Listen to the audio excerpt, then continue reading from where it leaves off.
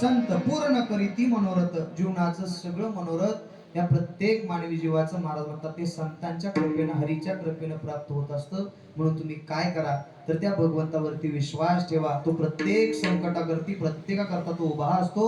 इतका पवित्र या जगात कोण असेल तर तो पंढरीचा मालक आहे. म्हणून तुम्ही काय करा तर त्याचं भजन करा. मला त्याचं एकदा नाव सांगा. विठोबा रघुमाय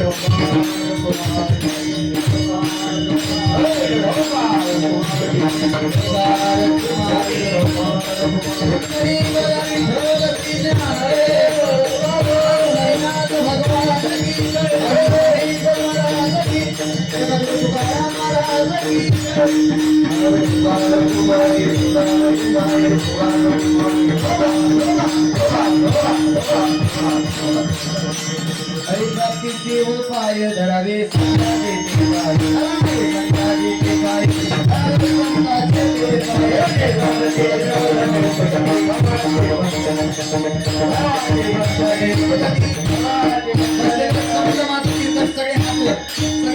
संपलं माझं कीर्तन. सगळे हात वर. वारे वा. सगळे सगळे दाखवा. एकदा मोठ्या प्रेमाने भजन करायचं. करणार ना सगळे? करणार ना माया मौल्या सगळे भजन? वारे वा. ज्ञाना भराया माझ्या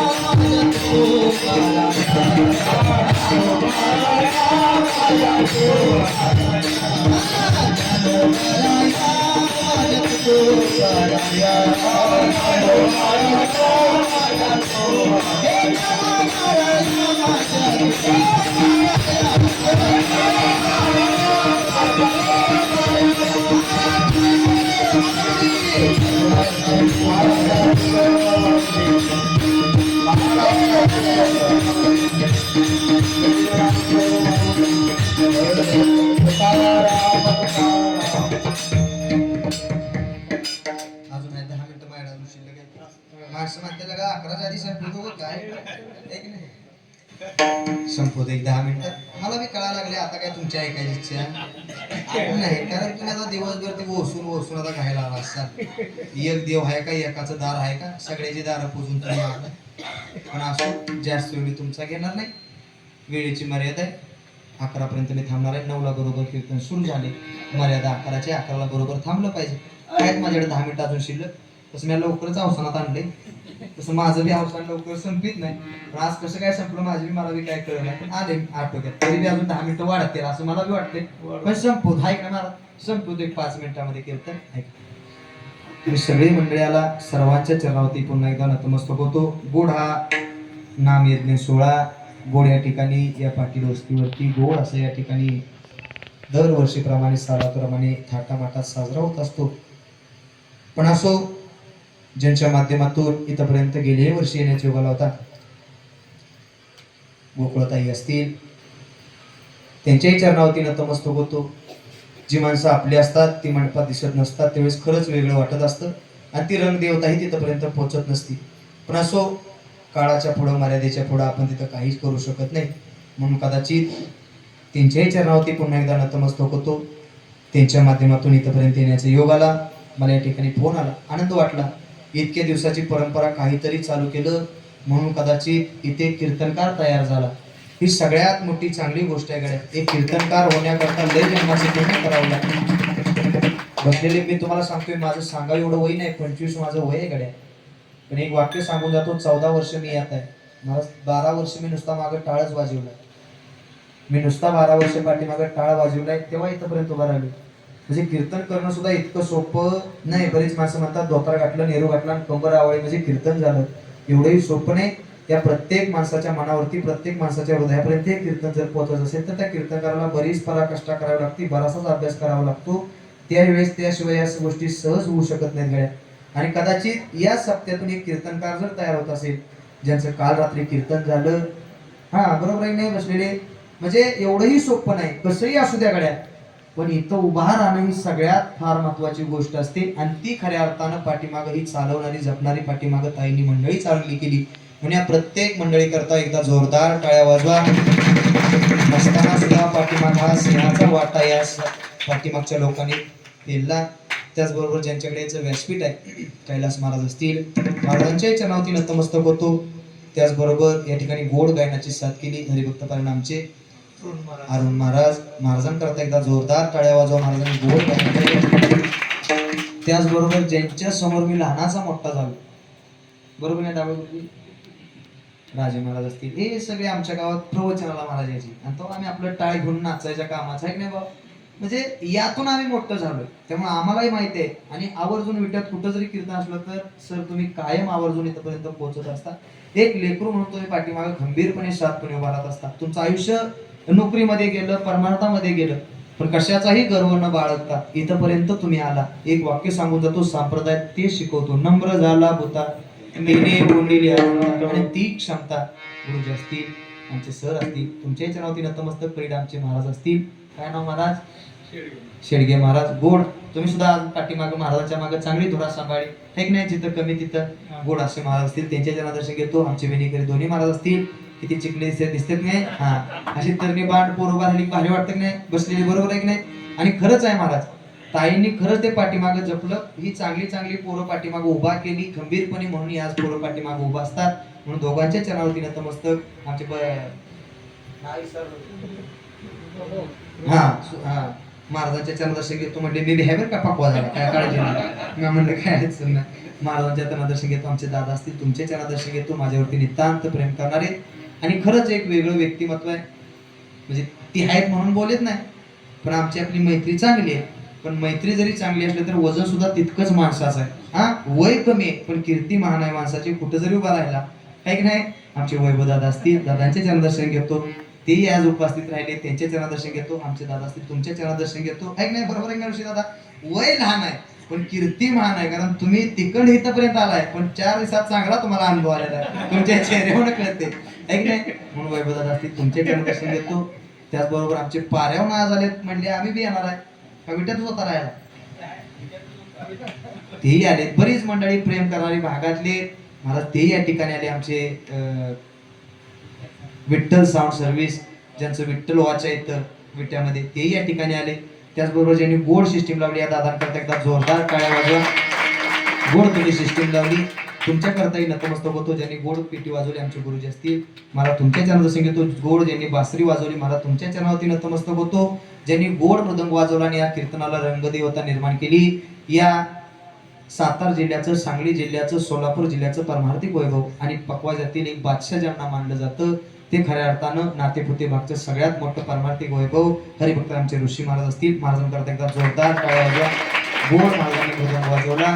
तुम्ही सगळे मंडळी आला. या ठिकाणी माझे वडील असतील, बरेच आमचे गावचे भाव असतील, जालिंदर शेठ असतील, आमचे दिलीप शेठ असतील, सर आले, सौरे सर, हे बरीच मंडळी इथपर्यंत आले. सर्वांच्या चरणावरती पुन्हा एकदा नतमस्तक होतो. स्वामी असतील, बरेच माझी ओळखीची मंडळी इथपर्यंत पोहोचलेत. पाटीलचे आमचे बरेच जण आले तिथं मंडळी. तुमच्या सर्वांच्या चरणावरती नतमस्तक होतो. तुम्ही सगळे मंडळी आला. पुन्हा एकदा तुमच्या सर्वांच्या चरणावरती नतमस्तक. ज्यांचं आजचं सौजन्य त्यांच्याकरता सुद्धा एकदा जोरदार टाळ्या वाजवा. कोण राहिलं ना, ज्यांनी शूटिंग केलं त्यांच्याकरता सुद्धा एकदा जोरदार टाळ्या वाजवा. गोड ज्यांनी शूटिंग केलं. कोण राहिले का? चोपदार राहिले का? चोपदारच मेन राहिले. येताना तरी चोपदार म्हणले रिटून झालं पाहिजे. मी म्हणलं आडवाला की फक्त तुम्ही यामध्ये झालं, बाकी रिटून होते. गोड चोपदार आहेत, चोपदारांच्या चरणावरती नतमस्तक होतो. तुम्ही सगळे मंडळाला पुन्हा एकदा तुमच्या चरणावरती नतमस्तक होतो. जाता सांगून जातो, मी अभंग जो निवडला, संतांच्या कृपेनं, संतांच्या संगतीनं, संतांच्या सहवासानं हरीची प्राप्ती होते, याचं जिवंत उदाहरण या महाराष्ट्र माती जे घडलं ते दुसरं तिसरं कोणतंच नाही गड्या. संतांच्या प्राप्तीनं, संतांच्या संगतीमध्ये काय होतं ऐकून जा. जिथं तुकोबरायांचं कीर्तन चाललं होतं, त्याच कीर्तनात छत्रपती शिवाजीराजा कीर्तनामध्ये येऊन बसला होता आणि आकाशवाणी झाली होती, अरे ज्या शिवाजीराजांना शोधण्याकरता तुम्ही इकडं तिकडं भटकताय, तेच छत्रपती शिवाजीराजे तुकोबरायांच्या कीर्तनामध्ये जाऊन बसले. म्हणून पाचीच्या पाचे घरी मंदिराला बेडा टाकला आणि सांगितलं, काय सांगितलं, जा आत राजा बसलाय, जाऊन राजाला घेऊन माघार या. पण हरीच्या कृपेनं, देवाच्या कृपेनं जेवढी कीर्तनात होती तेवढी सगळीच्या सगळी काय झालती माहितीये, छत्रपती शिवाजीराजे झालती. ही कृपा जर कुणाची असेल तर हरी प्राप्तीचे उपाय धरावे, संतांचं पाय धरलं म्हणून कदाचित या महाराष्ट्राच्या मातीला एक राजा मिळालं. त्याचं नाव काय जर असेल तर छत्रपती शिवाजीराजे भोसले. हे फक्त संतांच्या कृपेमुळे आज भगवा फडकतो. इतकी ताकद त्या संतांच्या चरणात आहे. म्हणून त्यांच्या करता एकदा हार हार महादेव म्हणा आणि उठून घरी निघून जा. तुकाराम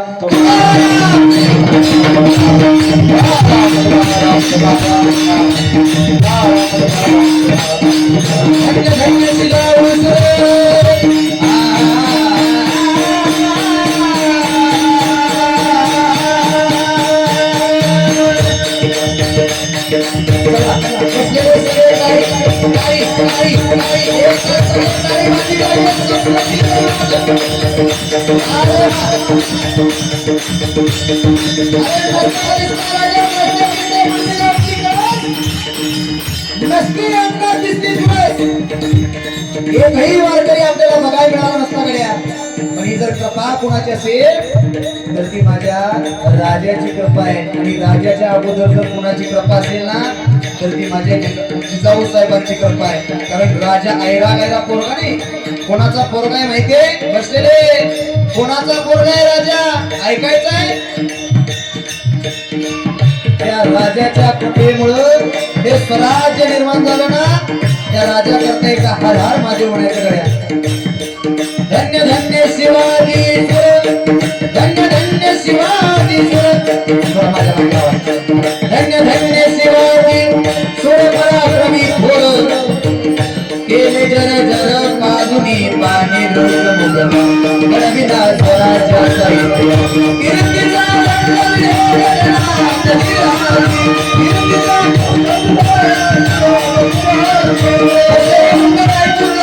ही सगळ्यात मोठी कृपा जिजाऊ साहेबांच्या, कारण जिजाऊ साहेबांच्या उची असं एक लेकरू जन्माला आलं, त्याचं नाव होतं छत्रपती शिवाजीराजे भोसले. अरे बरीच माणसं म्हणतात हे स्वराज्य वाचवण्याकरता राजाला काय घेतलं, ऐकून का बसलेलं मंडळी, एकही सोबत येणारा कोणी मालक नव्हता. पण या प्रत्येक जाती धर्मातल्या लोकांना छत्रपती शिवाजीराजांनी सोबत घेतलं. आणि हे स्वराज्य निर्माण केलं. त्याच वेळेस एकही माणूस सोबत नसताना सुद्धा आई साहेबांनी सांगावं, राजा हे स्वराज्य वाचलं पाहिजे. जा जा, तुम्हाला चांगल्याच्या संगतीत जावं लागेल. कुणाच्या संगतीत? जा. जगद्गुरु तुकोबरायांचं कीर्तन चाललंय, कीर्तनामध्ये जाऊन बसा. हे स्वराज्य कसं करावं याची शिकवण मिळेल. धर्माचे पालन करणे पाखंड खंडन हेची आम्हा करणे का बीज वाढवावे ना. हे स्वराज्याचे धडे या कीर्तनातून मिळाले. बरीच माणसं म्हणतात 16 वर्ष धोक्याचं, पण 16व्या वर्षी माझा राजा असताना जिजाऊ साहेबांनी सांगितलं होतं 16 वर्ष धोक्याचं नाही रे गड्या, 16 वर्ष मोक्याचं आहे. कारण माझ्या ज्ञानोबरांनी 16 वर्षी काय केलं माहितीये का? 16 वर्षी ज्ञानेश्वरी सारखा पवित्र ग्रंथ लिहिला आणि 22व्या वर्षी संजीवन समाधी घेतली. इतकं 16 वर्ष मोक्याचं आहे. आणि त्याच राजानं 16 वर्षी काय केलं मंडळी, ऐकायचंय का? ऐका. शहाजीचा बाळ काळाचा काळ, शहाजीचा बाळ काळाचा काळ, शिवनेरीवर जन्मला, शिवनेरीवर जन्मला. मंडळी, त्या राजानं 16 वर्षी काय केलं माहितीये? शोभन माझ्या राजानं तोरण बदल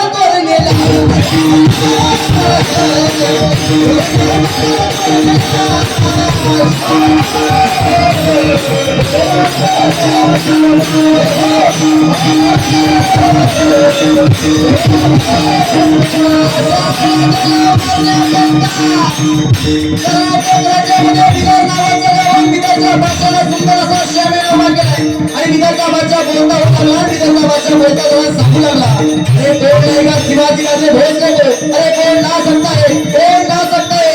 एकही खान समोर येण्याकरता तयार नव्हता. कोण आले, कोण वाचले, कोण आले राजाला काय करे माहिती नव्हतं. पण सगळे खान बाजूला करत एक खान समोर आला आणि तो बोलता झाला आणि सांगू लागला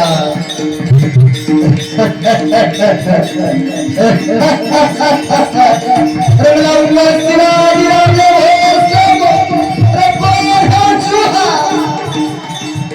त्याचं नाव होतं अफजल खान. अफजल खान पुढे आला आणि अफजल खान बोलता झाला सांगू लागला, मिळाऊंगा शिवाजी राजे भोसले को. अरे एकदा येऊन तरी बघ. त्याची तलवार साधी नाही, भवानी मातेने दिलेली तलवार आहे. कशी माहिती नाही?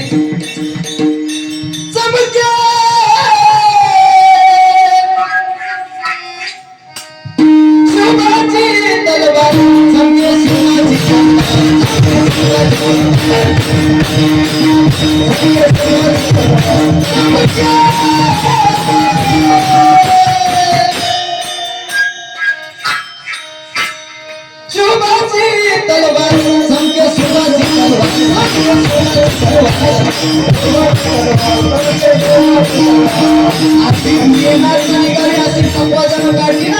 अशी तलवार निघत होती राजाची.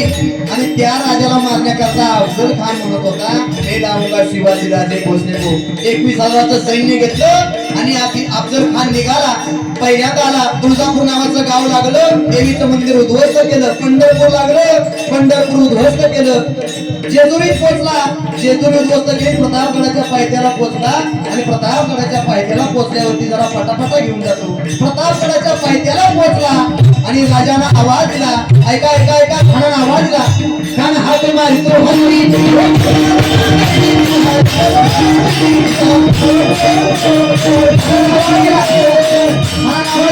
आणि सांगितलं गेलं जेव्हा शिवाजी राजाचा संदेश भेटतो. राजाला संदेश पोहोचवला आणि संदेश पोहोचवल्यानंतर भेटीची वेळ ठरणार होती. आणि भेटीची वेळ ठरल्यानंतर खान समोर होता. राजा समोरून आला आणि खान बोलता झाला. आणि खान बोलता झाल्यानंतर खान म्हणू लागला आणि खान म्हणू लागला आओ शिवाजी हमारे घर लग जाओ, आओ शिवाजी. खान आवाज दिला आणि मंडळी झालं काय माहितीये? राजा समोर आला, खान समोर आला आणि काय झालं? आलिंगन दिला राजा, आलिंगन दिला राजा.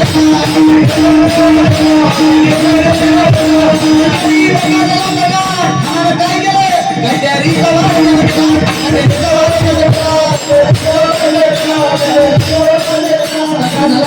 पण राजा विसरला नव्हता. राजाने काय केलं? वाघ नकाचा वाघ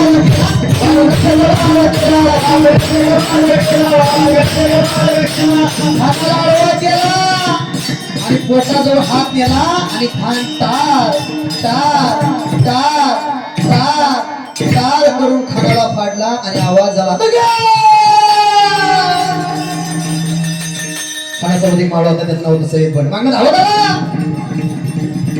पण माझ्यासोबत सुद्धा एक मावळा होता अरे सगळे म्हणतात होता जीवा म्हणून वाचला माझा जीवा माझा धावत आला प्रतापगडाच्या पायथ्याला खानाचे रक्ताचे पाठ वाहिले आणि एकच आवाज झाला